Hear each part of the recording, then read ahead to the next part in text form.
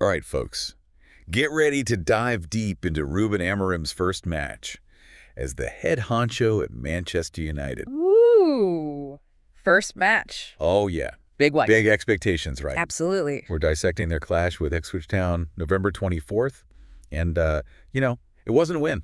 No. It ended in a 1-1 draw, so not the dream start that I think a lot of fans were hoping for, Yeah. but it wasn't a loss. Right. It was a draw, and there's a lot more to unpack here than meets the eye. You got it.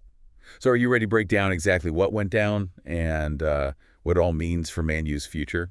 I am more than ready.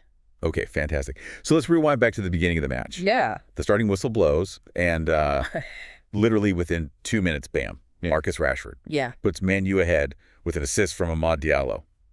What a start. It felt like a perfect example of, Amorim's style. Exactly. Like that high-octane, fast-paced attack. Yeah. But then, Yeah. second half comes along. Ipswich's Omari Hutchinson, he ties it up. Right before halftime. Yeah, right before halftime.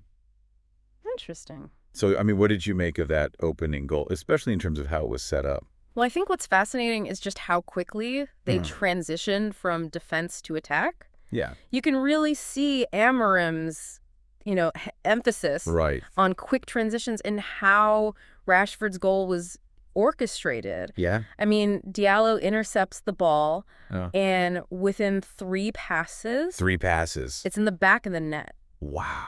They didn't give Ipswich any time to react. Yeah, you could almost see the Ipswich defense just Yeah. scrambling to figure out. What just happened? Yeah, what just hit them. Really? But then they managed to, pull it back Yeah. before halftime. Yeah.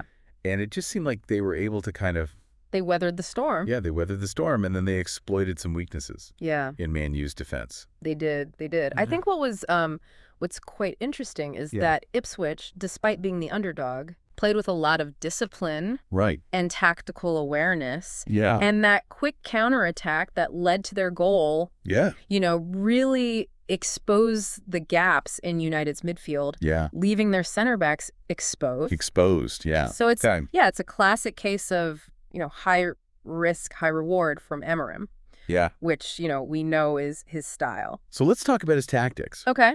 We know he favors a 4-3-3, Yeah. but it felt like it was so much more than that. Oh, it definitely is. Yeah. It's not your typical static 4-3-3. You see the fullbacks pushing high up the pitch, almost like wingers at times, Yeah. which creates these overloads on the flanks I see. and puts the defense under constant pressure. Constant pressure. Yeah, it's a demanding system, but Like- it can be incredibly effective. I see what you mean about the midfield control. Yeah. But, I wonder if that emphasis on possession Yeah. left them vulnerable Absolutely. to those counterattacks. Yeah. To those quick counterattacks. Yeah. Yeah. Like the one that led to Ipswich's goal. Yeah, you're absolutely right. It's a delicate balance. Yeah. And, something Amorim is definitely thinking about how to maintain that attacking intensity Right. without sacrificing defensive stability, Exactly. which, It's a tough. it's a tough one. Yeah. Yeah. Speaking of standout performances, Yeah. Rashford's goal wasn't the only thing that caught my eye. Yeah. Diallo had a fantastic game. His assist was brilliant, Beautiful. and he was just So dangerous. dangerous. Yeah, like Yeah. a constant threat going forward. Exactly. What impressed you most about his contributions? What I was really impressed with was his decision making. Yeah. He always seemed to make the right choice, whether it was passing, taking on a defender, finding space. Right. He's clearly thriving in this system Yeah.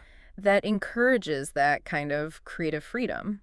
Yeah, and, Amorim made some interesting substitutions He did. as well. Shaw for defense and Ugarte for midfield.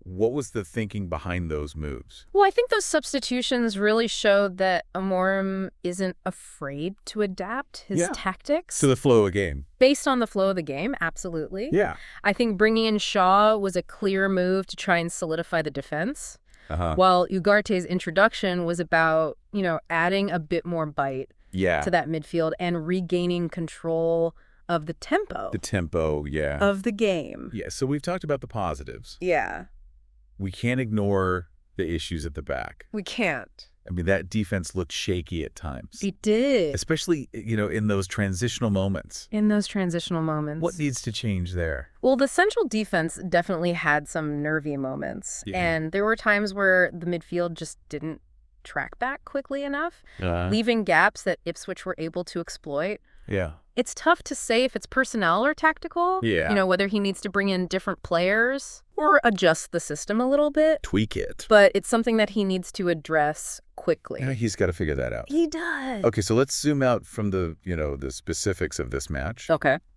What is your overall assessment Yeah. of Amorim's debut? Yeah. I mean, is it a sign of things to come, or is it too early to say? I think it's too early to make any definitive judgments. Yeah. But you see glimpses of what he's trying to build. Yeah. That attacking intensity. Yeah. The quick transitions. Mm-hmm. The fluid movement. Yeah. It's a work in progress. Still work in progress, yeah. The players are still adapting to his system. Yeah. It's going to take time for everything to click. Yeah. I mean, it's only the first match. Exactly. So a draw against Ipswich maybe wasn't ideal, but it Yeah. was an intriguing first glimpse of Amorim's Manchester United. A taste of what's to come. Yeah. What stood out to you the most? For me, the biggest question mark is that defense. If they can't find a way to really shore up that back line without sacrificing their attacking flair, Yeah. it's going to be a long season. Yeah, right, because how do you achieve that balance? Yeah. It's a tough puzzle to solve, It is. but that's what Amorim's got to do. That's his job. That's his job. Yeah. And that's something for all of us to ponder as we watch Man U's journey unfold under Amorim. Exactly. All right, folks, that is it for our deep dive today.